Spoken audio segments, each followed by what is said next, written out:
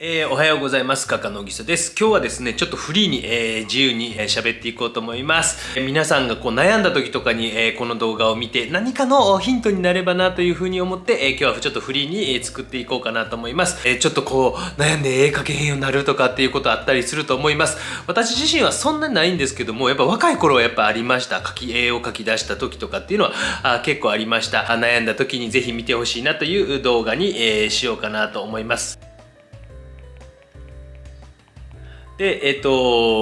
ぜひですね、何かのこうヒントになればと、はっきりと何か答えを言うというつもりあんまりありませんので、何かふわーっと今日聞いてもらえればと思います。私自身も25年以上作品を書いてきました。やっぱ悩んでなかなかこう書けなくなることとかっていうことは若い頃はありました。今はもうなんか振り切って何でもええわっていう風になっておりますけども、でもこうなかなかこう個性って何っていう風にね、皆さんそれぞれが悩んで個性って何やろうとかっていう風に悩まれる方、結構いるんじゃないかなと。あの人の絵個性的、私の絵なんか全然面白くないとかっていう風に思ったりするような人がいたりとかもするかもしれませんし、まず一番初めにその悩むのは画風ですよね。画風っていうのをやっぱりこう考えていかないといけないと。画風ね、画風って難しいですよね。もういろんなこう昔ならばやっぱりこうある程度印象派より前の時代っていうのはその画風ってそんなにこう悩むことはなかった部分あったのかもしれないし、やっぱ印象派以降絵画というものが表現ということになってきて、どういった画風が必要なのかなとか、自分にとってどういう画風を皆さんにこう提示していけばいいかなというふうになってきたんですね。だからこう今の時代の方が確実に難しいと思います。そしてすごい今は情報が多い、ものすごく多くなってきているので、逆にその視覚的に入ってくる情報というのは非常に増えてきました。だから視覚的に入ってくるあまりにこんなもあるがあんなもあるという風になってきて悩んでしまうという方も結構おられる、逆にね、んじゃないかなという風に思います。そういうのをこうずっと見てきました。から皆さんにとって、自分にとってね、こういうのを表現したいというのがこれからこう何かこう今日の動画を見てヒントになればなというふうに思って、作っております。でやっぱりこう悩まれますよね。皆さんもね、私もそうですけど悩みます。こうどういう絵を描けばいいのかなと。であまり難しく考えすぎないでほしいんですけども、考えないといけないと、どっちやねんって話なんですけども、やっぱりこう悩んだ時というのはそのアイデンティティっていうこう自分自身のこう自我同一性とでも言いましょうか、アイデンティティっていうのをしっかりとこう出されていけば一番いいんですね。何のことっていう話かもしれませんけども、人と違う自我同一性とかというふうに言うたりするんですけども、アイデンティティっていうのは要はその人しか持っていないものって何っていうことを絵に表せたら、やっぱりそれで自分自身も自信を持てますし、人と違うということで絵を続けていくこともできますし、そういう風になっていけば本当は理想的ですよね。でもそれってなかなか難しいと。で私はいろんなとこ今旅をしたりとかしていくと、そういうところでこういろんな見たりする情報というのが、私個人としてはやっぱり皆さんこういうとこで生まれ育ったんやなとか、奄美大島とか北海道とかね、下手すりゃどういうとこ、ああいうとこアメリカに今いるとか、オーストラリアにいるとか、いろんなとこいますよね。でそういうこうやっぱり普通にこう生活してる中っていうのはやっぱ人と違うわけですね。で違うっていうのはすごくこう大事です。でどうしてもこう日本人とはね、なかなかみんなと一緒じゃないといやいやっていうふうに思われがちな人種、思いがちな人種なんですけども、違うっていうことはやっぱりまず個性なんですね、これね。でこの個性、こう違うということをやっぱりまず自信を持って、これが個性だぞというふうに自信を持たれるといいと思いますね。あったかいとこで育ったらこんなこう木があるようなとか、こんな海が、こんな空が、逆に寒いとこはもう半年間ぐらい雪が積もって白い白銀の世界で、私はその両極のところを見てきてます。北海道の網走の方とか、北海道の知床の方から、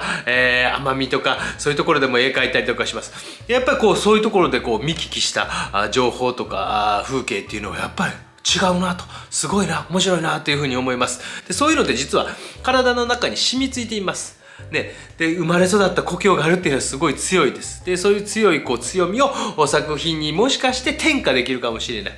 であとはやっぱり見てきた情報かもしれませんし、例えば漫画も好きな映画もアニメもで、好きということを認識するということは好きというのを認識することもすごく大事です。これと相対する嫌いというのも大事です。好きと嫌い、でこの2つ、好きと嫌いっていうのをあなた自身がアイデンティティ、自分自身の人と違うというところを見出すためには、この好きと嫌いというのを見出してほしいなというふうに思います。何でもいいんです、こんなもんね。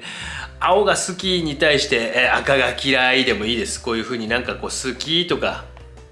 嫌いとかで、相対するものを青が好きやったら、で反対側に何があるかな、赤が嫌いでも、カレーが好きでラーメンが嫌いとか何でもいいんですよ。本当にもうこんなんをバ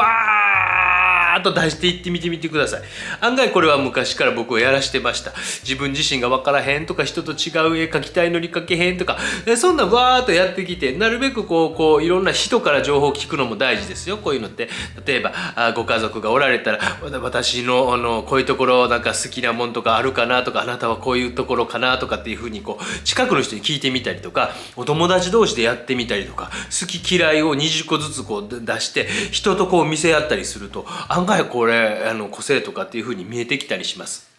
でこういうので、こういうのが好きなんや、こういうの嫌いなんやっていうのが見えてきたら、それが作品の方に転化できるということもありますので、こういった作業をしてみるということもあっても面白いかもしれません。あとはもちろん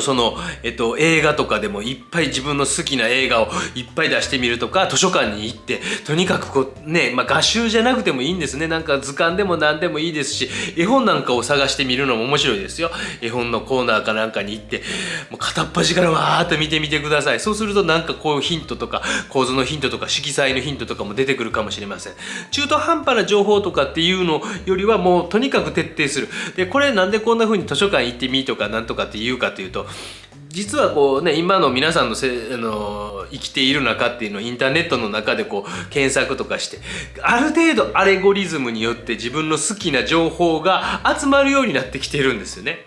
でもそれって自分しかそれは知らない。スマホとフォンかなんかで調べる、パソコンとかでなんかで調べる、自分の好きな情報っていうのがそこに集まってくると。だからね、逆に嫌いなものとかっていう認知する能力がちょっと弱くなってくるんじゃないかというのが私の仮説です。仮説で、なんかちょっとそういうところに、ちょっと今私なんかスラップやは書けへんわとかっていう人は、ちょっとそういうところに行って、なんか興味がないものも見てみるということをしてみるというのも大事なんじゃないかなというふうに思ったりします。こういうことをすることによって自分の中で何か違うとかっていうのが見つかることもあったりします。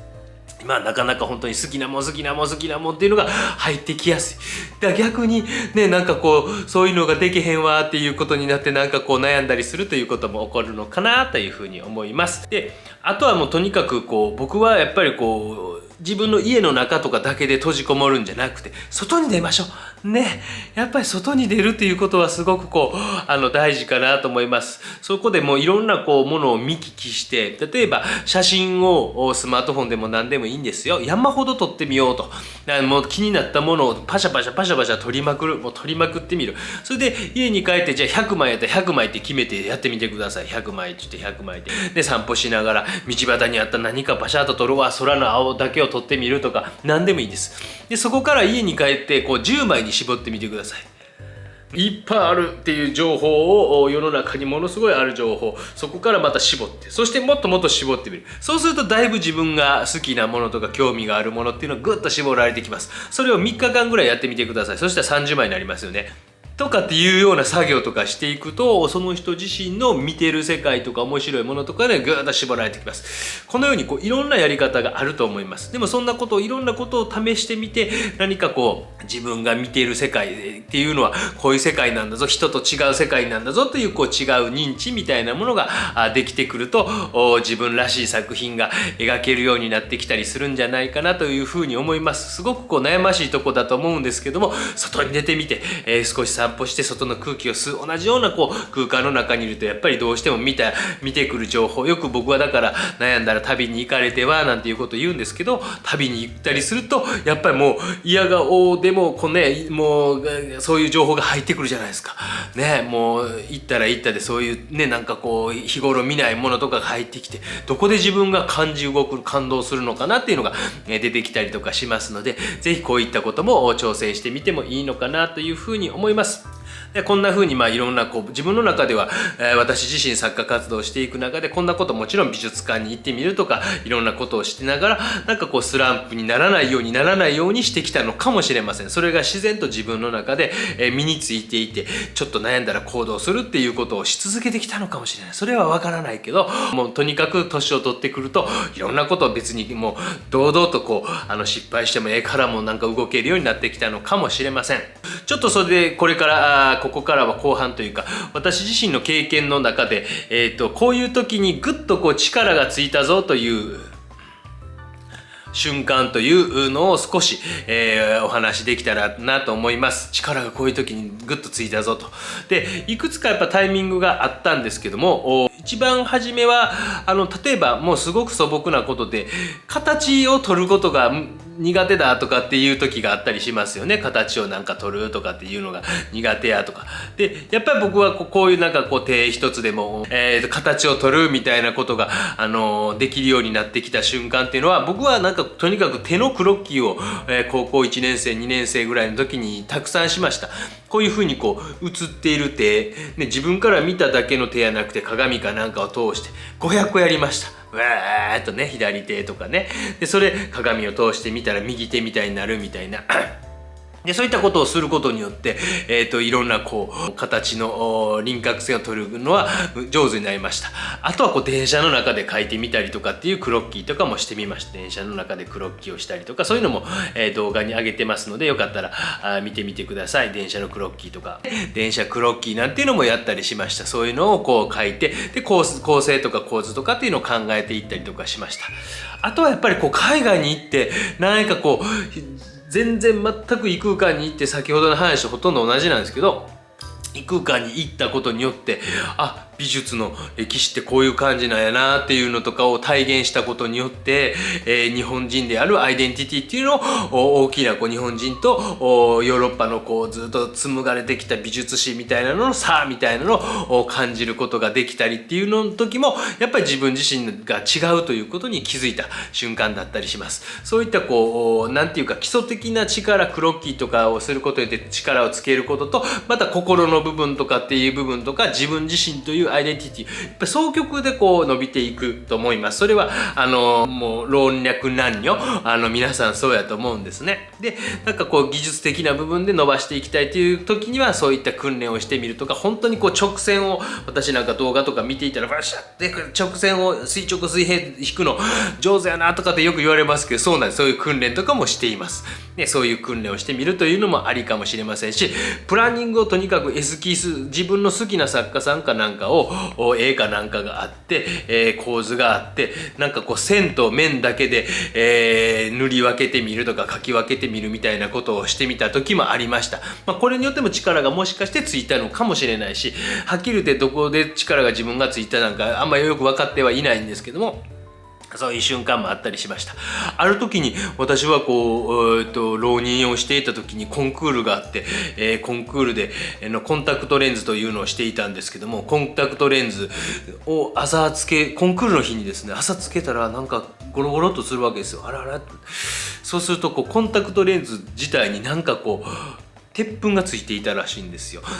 水道端っていうとこは電車の横にあってですね西武線の横にあってでコンタクトレンズつけたらその鉄粉みたいなのがついてるって言ってでもうすごく痛くてでもうその日はコンタクトをつけずに裸眼で、コンクール受けたんですよ。そうするといつもすんげえ書き込みをバーッとしているのがふわーっとなってそれで一等賞になったりしました。その時も力がガッとついた瞬間です。わーっと書けるようになったって柔らかく自然に書けるようになったとかっていう瞬間もありました。そういう時もヒントになったりするかもしれませんしある時に書